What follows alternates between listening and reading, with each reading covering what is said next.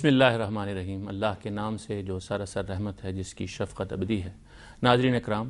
آج کا خصوصی پروگرام دین و دانش کا جناب ڈاکٹر سید محمد طنطاوی صاحب کے بارے میں ہے، جن کا انتقال ہوا۔ آپ عالم عرب کے ایک انتہائی ممتاز صاحب علم تھے، اور ہم چاہیں گے کہ آج اپنے معزز مہمانوں سے ان کے بارے میں گفتگو کریں۔ میں اپنے مہمانوں کا تعارف آپ سے پہلے کراتا ہوں۔ میرے دائیں جانب تشریف فرما ہیں ڈاکٹر خالد ظہیر صاحب۔ ڈاکٹر خالد ظہیر صاحب سے ٹی وی کے ناظرین اچھی طرح واقف ہیں۔ ڈاکٹر صاحب لاہور کی یونیورسٹی آف سینٹرل پنجاب میں شعبہ سوشل سائنسز کے ہیڈ ہیں، اور میرے دائیں جانب تشریف فرما ہیں حافظ ابتسام الہی ظہیر صاحب۔ حافظ صاحب مرکز قرآن و سنہ کے سربراہ ہیں، جو لاہور میں دینی تعلیم و تربیت کا ایک بڑا ادارہ ہے۔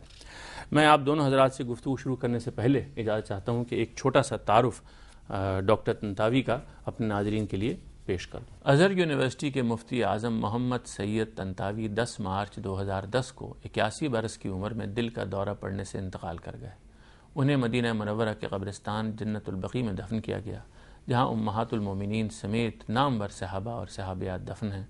اس وقت وہ کنگ فیصل انٹرنیشنل ایوارڈ وصول کرنے کے لیے سعودی عرب تشریف لائے ہوئے تھے۔ محمد سید طنطاوی 28 اکتوبر 1928 کو مصر میں پیدا ہوئے۔ انہوں نے عرب دنیا کے اہم اداروں میں تدریس کے فرائض انجام دیے۔ معیشت اور تفسیر قرآن ان کے خاص موضوعات تھے۔ 1996 میں وہ ازہر یونیورسٹی کے وائس چانسلر بنا دیے گئے۔ ان کے فتووں نے عالم اسلام میں بڑی شہرت پائی، اور بعض علماء نے ان کے خلاف سخت رد عمل کا اظہار بھی کیا۔ انہوں نے غیر مسلموں کے خلاف خود کش حملوں کو حرام قرار دیا، مجبوری میں خواتین کی امامت کے حق میں فتویٰ دیا، صرف دفاع اور ظلم و زیادتی کے خلاف جنگ کو جہاد قرار دیا، دہشت گردی اور جہاد میں فرق کو زمین آسمان کا فرق بتایا۔ فرانس میں حجاب کے مسئلے پر مسلمان خواتین کو مشورہ دیا کہ وہ تعلیم اور حجاب میں سے کسی ایک کا انتخاب کرنا ہو تو وہ تعلیم کو فوقیت دیں۔ محمد سید طنطاوی اپنے فتووں اور نظریات کی وجہ سے جدید اور اعتدال پسند صاحب علم کہلائے۔ علماء نے ان کی موت کو بہت بڑا نقصان قرار دیا۔ انہوں نے 7000 صفحات پر مشتمل تفسیر قرآن لکھی۔ اس کے علاوہ اسرائیل کے بیٹے اور معاملات بینک ان کی مشہور کتب ہیں۔ اب میں اپنے شرکاء سے چاہوں گا کہ ہمیں وہ ڈاکٹر صاحب کے افکار اور ان کے نظریات اور ان کے فتاویٰ کے بارے میں بھی کچھ بتائیں، اور ہم یہ چاہیں گے کہ ان فتاویٰ اور آراء کی روشنی میں ہم اپنے مسائل کا بھی جائزہ لیں، اور یہ بھی دیکھیں کہ ہمارے ہاں جو علمی روایت ہے وہ کس طرح چل رہی ہے، ماضی میں کیسی تھی، آج اس کی کیا ضرورتیں ہیں اور ہمیں کیا کرنا چاہیے۔ ڈاکٹر خالد ظہیر صاحب، آپ طنطاوی صاحب کے کام کو کیسے دیکھتے ہیں؟ دیکھیے، قطع نظر اس بات سے کہ ان کی آراء کیا تھیں، معلوم یہ ہوتا ہے کہ مرحوم ایک بڑے پائے کے عالم تھے، جو اپنی آراء کو اپنی دانست میں قرآن و سنت کی روشنی میں قائم کرتے اور اس کو بیان کرتے، اور اس معاملے میں ان کو لوگوں کی مخالفت کی کوئی پرواہ نہ ہوتی۔ آپ ان کی آراء کے بعض پہلوؤں سے اختلاف تو کر سکتے ہیں، لیکن ان کے تمام علم کے نتائج کو سامنے جب ہم رکھتے ہیں تو یہ محسوس ہوتا ہے کہ ان کی ایک جانب قرآن و سنت پر گہری نظر تھی، اور دوسری جانب وہ موجودہ حالات سے بہت اچھی طرح آشنا تھے، اس کے تقاضوں، اس کی ضروریات سے، اور ان کی بڑی عزت تھی، بڑی رسپیکٹ تھی۔ ان کی عزت اور احترام کا یہ پہلو ہی بہت نمایاں ہے کہ ان کو مصر میں مذہبی پہلو سے اعلیٰ ترین جو منصب ہے وہ اس کے حامل رہے۔ سعودی عربیہ میں ان کو بہت موقع ملا کہ وہ وہاں مدینہ منورہ کی یونیورسٹی میں پڑھائیں، اور انہوں نے لیبیا میں بھی پڑھایا۔ اس لحاظ سے اس میں کوئی شک نہیں ہے کہ عالم اسلام کے ایک بڑے ہی قابل احترام عالم بزرگ تھے، جن کا انتقال یقیناً تمام مسلمانوں کے لیے ایک سانحہ ہے۔ حافظ صاحب، آپ اس میں کیا اضافہ کریں گے اور مزید کچھ کہنا چاہیں گے ان کی شخصیت اور علم کے بارے میں؟ دیکھیں جی، بنیادی طور پر بات یہ ہے کہ سید محمد طنطاوی کا سعودی عرب کے فیصل ایوارڈ کو اٹین کرنا اور اس کو گین کرنا، یہ ان کی اس اچیومنٹ کی بیان ثبوت ہے، اس لیے کہ سعودی عرب کا جو اسکول آف تھاٹ جو وہاں پرویل کرتا ہے، اس میں 2 طرح کے مکاتب فکر پائے جاتے ہیں۔ ایک حنابلہ ہیں، جن کی بہت بڑی تعداد وہاں پہ موجود ہے،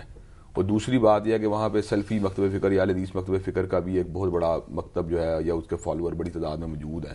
حنابلہ کے ساتھ ساتھ۔ تو سعودی عرب کا جو عمومی مکتب فکر ہے وہ شیخ طنطاوی کے مکتب فکر کے ساتھ ہم آہنگ نہیں تھا، اور شیخ طنطاوی جس علاقے میں رہتے ہیں وہاں پہ حنبلی فقہ کے فالوور بھی بڑی تعداد میں موجود نہیں تھے، اگرچہ مکتب اہل حدیث کے لوگ تو وہاں موجود تھے، لیکن ان کی اس سروس کو اکنالج کر کے ان کو شاہ فیصل ایوارڈ تک پہنچنا اس بات کا بیان ثبوت ہے کہ انہوں نے اپنی علمیت کا لوہا جو تھا ان حلقوں کے اندر منوا لیا جو ان سے فقہی اعتبار سے ہم آہنگ نہیں تھے. اور لامحالہ طور پہ بات یہ کہ سعودی عرب کے اندر ٹریڈیشنل جو ایک نظریات اور روایات چلی آ رہی ہیں ان کو فالو کرنے والے لوگوں کی تعداد جو ہے زیادہ ہے.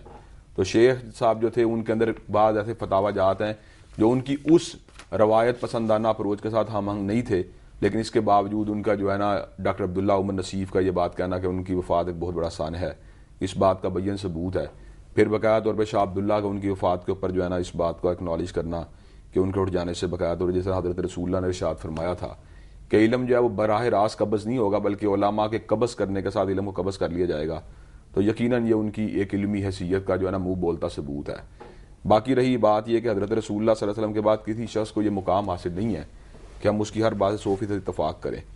ہم اس کی بہت سی آراء سے اختلاف کر سکتے ہیں، وہ ہمارے کنٹمپریری بھی ہیں، ہم سے سینئر بھی ہیں، تو کنٹمپریری ہونے کے ناطے بھی سینئر ہونے کے ناطے بھی ہم ان کی آراء سے اختلاف کر سکتے ہیں. لیکن میں یہاں پہ اس پہلو کو ضرور انڈیکیٹ کرنا چاہوں گا کہ جس وقت کوئی مجتہد اجتہاد کرتا ہے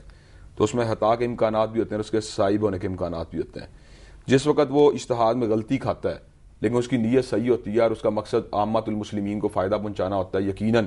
وہ ایک اجر کا مستحق ٹھہر جاتا ہے. لیکن اگر اس کی حسن نیت کے باوجود اگر وہ صحیح مقام پر پہنچتا ہے اور قرآن و سنت کا جو مطلوب ہے اس کو پانے میں کامیاب ہو جاتا ہے تو یقیناً وہ 2 اجروں کا مستحق ہو جاتا ہے. اور شیخ طنطاوی اپنے فتاوی جات کے اعتبار سے اگر بعض اوقات ان کے ساتھ مسلمانوں علماء نے اگر ان سے اختلاف کیا ہے تو میں یہ بات سمجھتا ہوں جس مقام اور منصب پر فائز تھے اس بات کا امکان کم ہے کہ ان کے یہاں پر کوئی ایکسٹرنل اثرات رہے ہوں، اگرچہ پولیٹیکل انفلوئنس کی وجہ سے بسا اوقات یا ایک دباؤ کے تحت بھی انسان بسا اوقات کسی ایسی بات کو کہنے میں مجبور ہو جاتا ہے جو کئی مرتبہ اس کے معافی ضمیر سے ہم آہنگ نہیں ہوتی. لیکن ہم اس چیز کا الاؤنس ان کو ضرور دیتے ہیں کہ جو ان کے منصب کا تقاضا یقیناً انہوں نے اس کو مد نظر رکھتے ہوئے یقیناً ان چیزوں کے ساتھ کمپرومائز کم سے کم کیا ہوگا. کئی مرتبہ کمپرومائز ہوتے ہیں. تو میں سمجھتا ہوں یہ آج کا جو پروگرام آپ نے منعقد اس کا انعقاد کیا اس کے اوپر یقیناً آپ مبارکباد کے مستحق ہیں کہ عالم اسلام کی ایک جو گراں قدر اور علمی شخصیت اور جنہوں نے تا دیر علمی حلقوں کے اندر اپنی علمیت کا، اپنے فتاوی جات کا، اپنے فن تفسیر کا اور اپنی حدیث کے اوپر جن کی گہری نظر اس کا لوہا منوایا، ان کے بارے میں آپ نے ایک پروگرام کا انعقاد کیا ہے. تو یہ ساری کی ساری باتیں یہ بھی میں چاہوں گا آپ فرمائیے کہ یہ کیسے ہوا، جس نے آپ نے خود اشارہ کیا کہ سعودی عرب میں ظاہر ہے جو غلبہ ہے علماء کا بھی اور اکثریت عوام کا بھی وہ ایک دوسری فقہ کو مانتے ہیں، لیکن وہاں ڈاکٹر صاحب پڑھاتے رہیں جا کے، بالکل ان کے ہاں مدرس رہے، انہوں نے اکنالج کیا جیسا آپ نے بتایا کہ بالکل آخری ایوارڈ، اور یہ بڑا ایوارڈ ہے، بہت بڑا ایوارڈ ہے. بلکہ میں سمجھتا ہوں کہ اس طرح نوبل ایوارڈ کی ایک شہرت ہے دنیا یہ سیکولر دنیا کے اندر یا دنیا مغرب میں یا سائنس اور دیگر سوشل سائنسز کے اعتبار سے میں اس کو تقریباً اس کا ہم پلہ سمجھتا ہوں. فیصل ایوارڈ جو ہے تقریباً اچیومنٹ کے اعتبار سے بہت بڑی بات ہوتی ہے اور ایک بینچ مارک ہوتا ہے اس بندے کے لیے جو اس کو اچیو کرنے میں کامیاب ہو جاتا ہے. حافظ ہم بات آپ سے اور کریں گے، خواتین و حضرات گفتگو ہماری جاری رہے گی مولانا طنطاوی صاحب کے بارے میں ایک وقفے کے بعد.